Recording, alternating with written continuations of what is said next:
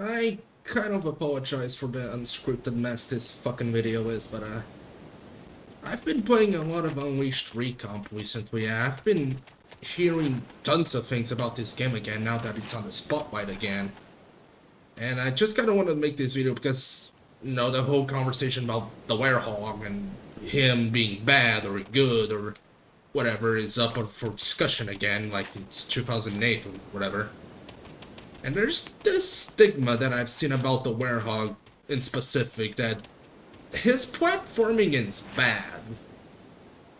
And I just kind of wanted to make this video to kind of show people that I don't really think that's completely true. I mean, I wouldn't say that Werehog platforming is amazing or anything, but I do think that there's stuff here about the Werehog that I think it's honestly kind of cool, but not a whole lot of people are gonna take advantage of that, and I'm gonna probably get into why I think that's the case, but I don't know, I just think that some stuff here is kind of cool and I just want to show it off.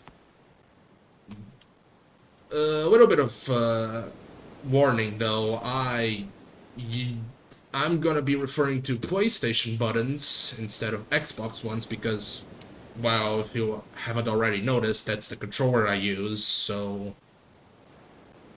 when talking about specific inputs, I'm gonna be referring to PlayStation buttons, so you kinda have to translate that into Xbox buttons if you use that control scheme. But otherwise, yeah, I'm gonna stick PlayStation buttons. So what's the deal with Werehog platforming anyway? Well, let's start with the basic stuff. You can obviously move around. If you press R2 or L2, then Werehog is gonna do this little sprint over here.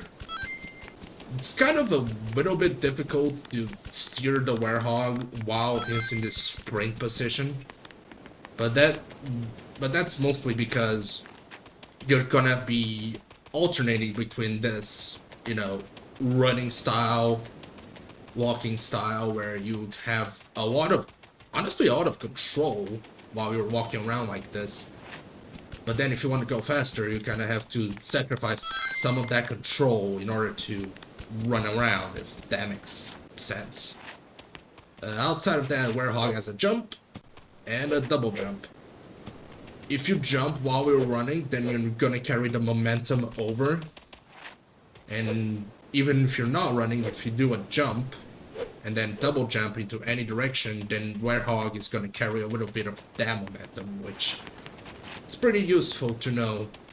Outside of that, the Werehog can grab, if you see those wedges with whites on, then the Werehog can grab and move around on them. Like this. He can fall down by pressing the square button. And he can re-grab the wedge, as you can see, and stand up here. Stand up here. There's also going to be these poles that you can grab onto as well. Same thing as the wedges, where you can press square button to fall off, if you so choose. And you can walk into any direction. So if you walk up and press the jump button, then the Werehog is going to do that little jump over there. If you walk to the left, the Werehog is going to jump to the left. I mean the right. And if you look to the left, the actual left, the Werehog is going to jump over there. And if you look back, then the Werehog is going to jump back. Simple stuff. It's also worth noting that you can double jump while you're in this state. There's also going to be these poles where you grab onto them, the Werehog is going to start swinging around. You don't really need to do much to control your momentum while you're in this state, but you can just time it as the Werehog reaches the peak of his height over there, and then press the jump button to go. Although the Werehog is not going to carry a lot of momentum if you do that. So, that's the basic stuff of as far as Werehog platforming goes. But what I think makes up for this basic platforming is kind of the additional cooler stuff that you can kind of do. which I'm gonna showcase right now. So, as you grab onto a wedge right here, as you're in the state of grabbing it, there are a few things that you can do outside of just grabbing the damn thing. First thing you can do, as the Werehog is stretching his arms, and before he's in this fully grabbed on state on the wedge, you can press the jump button, and the Werehog is gonna jump off the wedge and do that little spinning thing, right? Which is pretty cool because, number one, you're not gonna have to like wait to grab onto the thing, wait until you're fully grabbed on, and then get up on the wedge. You can simply just grab, press the jump button, and there you go. You don't have to wait much. Although, if you haven't noticed, if you don't do anything while you're in that jump state, then the Werehog is going to take a little bit of time to fall to the ground, which can be kind of annoying if not a little bit slower than just grabbing the wedge and going over it. However, there's a cool thing that you can do. As you're in this ball formation, you can double jump. If you do it as the Werehog reaches his max height, then what you get is pretty much a higher double jump, basically. But here's the thing, though. If you do it just like that, if you double jump as soon as you let go of that wedge, then you basically skip the entire ball formation, and the Werehog is pretty much instantly grounded, skipping the whole ball animation and going straight to the ground, which has its uses in a lot of stages, actually. This isn't to say that the ball isn't useful at all, because as you notice, the Werehog goes really high, which can cover a lot of space. Like, for example, you can also do this of this, though we'll get there when we get there. But as you can see, it has its uses, because in this one instance, for example, you can immediately grab onto those poles over there, all thanks to that wedge jump, right? Because if you do this normally, then you'd have to jump, have to land, have to jump again, grab on the poles, and do the platforming, which is pretty slow. But if you simply just do jump there you go. You're immediately grounded. Actually, I want to get a better shot at that kind of example of how fast the Werehog can go. There you go. It's much more execution heavy, but you do travel platforming a little bit faster thanks to that. Now, I kind of want to talk about these poles over here. Or rather, there's one more thing I kind of want to talk about. Because this whole grabbing the wedge thing is kind of cool and all, but there's actually one more layer to this wedge jump that I don't see a lot of people talking about. Basically, I don't know if you noticed, but the Werehog's arms actually stretched quite a bit farther than they usually do. Than they usually do over there. But if I just do this, notice how I didn't go as far as I otherwise could have had. Because the Werehog's arms didn't stretch far enough. Basically, if you let the Werehog's arms stretch just a little bit more, but when you press jump, the Werehog actually goes a little bit further than it otherwise get. It get a much higher wedge jump, let's call it. Instead of just doing this small little jump, if you notice, if you let his arms stretch, hold on. if you add this arm stretch, and you can notice that his wedge jump height actually goes much further than Yeah. Oh god, I'm fucking terrible at this. Oh, yeah. This also applies to these poles over here. Because as you notice, if I do this jump first and get as close to the pole as possible before I grab onto the thing, you'll notice that the Werehog actually doesn't really go that high. However, if I just grab it at a distance and then let it go,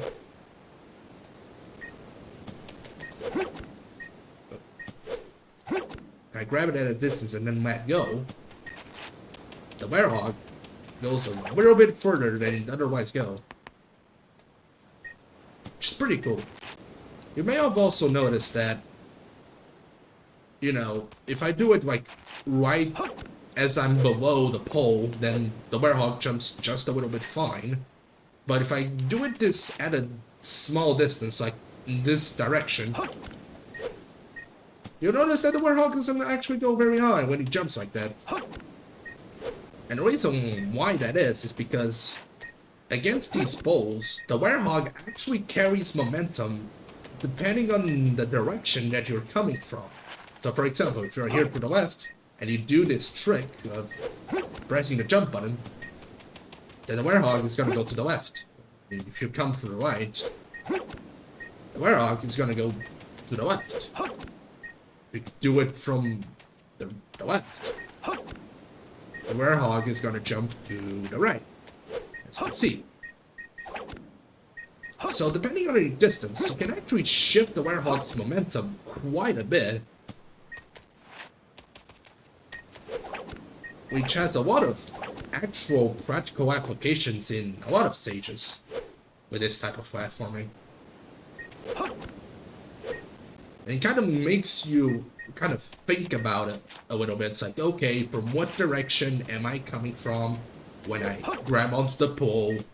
So, which direction will I carry the momentum of the jump? Will I carry it forward, backwards? Will I be able to go to the highest jump height that the Werehog can reach in this situation?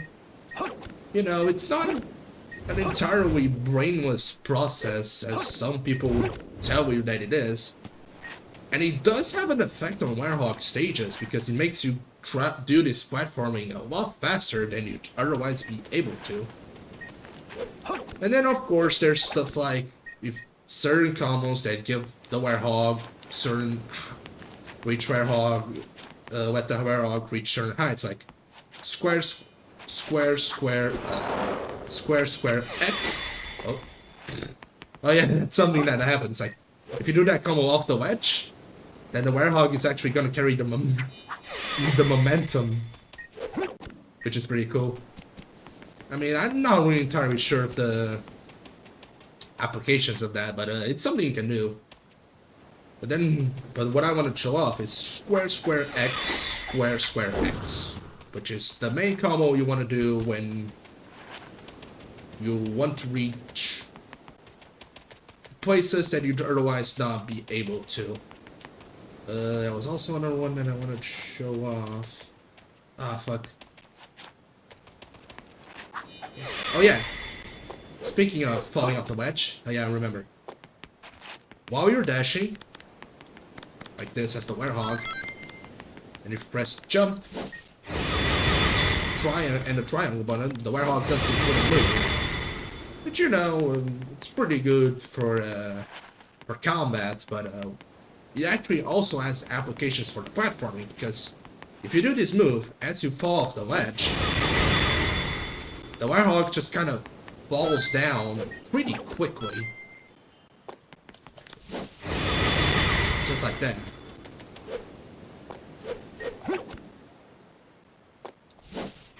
Just like that. Which can be useful in a lot of stages. There's actually a skip in Eggman Land in specific, in like the final Werehog section of the level, that utilizes this trick, and it basically skips an entire section of the final Werehog level in Eggman Land, which is pretty dope if you are aware of it. And I'm not entirely sure of other applications that this trick has, but I don't know. I think it's pretty dope. So yeah, you can also utilize these two moves, or rather three moves, in order to gain an advantage. You can also do square square X in the air. You don't really have to do the square X on the ground first. You can just do this. But yeah, it's kind of what I wanted to show off. Then I do think that Werehog platforming actually kind of has a little bit going on, and I do think it's pretty cool. And in stages like Rooftop Run Act 1, where you get to the clock zone, where you have to climb the clock tower, you know, I think this platforming actually kind of shines through, especially in that zone. But yeah, the reason I think a lot of people say that the Werehog platforming kind of sucks and aren't entirely aware of this type of stuff is that, number one, the game doesn't really tell you about it. Like, the game doesn't really tell you about that you can do most of this stuff, you know, that you can use these tricks to traverse the level faster and make Werehog platforming a lot easier. Well, not easier, it's actually kind of hard to do this consistently in a lot of levels, and it requires a lot of memorization and practice, you know, kind of like a Sonic game or something. But yeah, that's the thing. The game doesn't really tell you about that you can do a lot of this stuff. It doesn't really tell you about the momentum thing, you know, from the pole, that you can do this from the, if you do this from the left, then you carry the momentum and go to the right. If you do it to the right, same thing but to the left. And if you do it as you're down the pole, then you go up. It doesn't really tell you about that. And because of that, I think a lot of people are just gonna miss this type of stuff and not really think about it, and then those, and this isn't to say the Werehog platforming is like exceptionally amazing or that it isn't flawed in some ways. Like, in some stages that you're just not gonna have like a drop shadow. That's a thing a lot of people complain about, is that in some stages, since it's dark, you're not really gonna have a drop shadow, and sometimes like depth perception can really screw you over, and you're not gonna be entirely sure as to where you're gonna land, and that can kind of cause a lot of unfair deaths. And I kind of get that. I mean, personally, it's not really a big problem for me because I've played this game a lot. I memorized the stages and all that stuff, so it's not really a problem for me. But for newcomers, it can be a real problem, and I do understand that. But for me, it's not really a problem. And since you're also not really told about most of this stuff, most of this platforming stuff, a lot of people are gonna miss that, and they're gonna like look at the other issues, and they're gonna like, oh, Werehog platforming sucks because it's slow and all that stuff. And I'm just sitting here like, no, I really don't think so. I mean, there's also like these poles over here that I'm personally not really a big fan of, because it doesn't really have the tech that I should show. You just kind of go up, go down, go up, you grab onto them, you can press like X to do that little thing, you know, like these poles in comparison to the other poles don't really have as much depth as they otherwise could have had. Although you can kind of, if you know what you're doing, you can kind of actually skip a lot of these, you know? Like, you can just jump over one and go onto the other. Like that, but otherwise, these aren't really as interesting as other poles. And then you have stuff like this, where you can grab onto, but you can also, you know, traverse like this. And the momentum thing still applies. And, you know, you can grab onto them, you can press X to do this spinning thing, you know. which is actually a much faster and more fun way to traverse this, because I doubt anyone really likes to go slow. But yeah, it's like I said, you're not really told about it, you know? Not really told about this type of stuff that you can do as the Werehog. And because of that, a lot of people are gonna miss it, and they're gonna go, oh, Werehog platforming is so slow, you know, it's slow and tedious and all that, and no, I think this stuff is actually kind of cool if you are aware of it, and if you do it enough times, if you practice it in certain stages, then, I don't know, I think it can be genuinely pretty fun. Again, I don't want to say that the Werehog has, like, the most fun platforming ever or anything. He doesn't. But I don't know, I think that what is here is actually kind of cool, and I want to set the record straight, honestly, because I'm kind of tired of seeing people saying stuff like this about the Werehog and just being wrong. And I was like, no, you can actually kind of do. There's actually some stuff here that actually enhances the platforming, in my opinion. And then you can do to traverse these levels faster, you know? So yeah, it's kind of all that I want to show off. Thanks for watching, I guess. I'm sorry for the unscripted mess that this fucking video is, but yeah, I just didn't really feel like making anything high quality. I just wanted to show off these little things that I found during my playtime of Unleashed, and yeah, just wanted to show it to other people. So yeah, thank you for watching, I guess.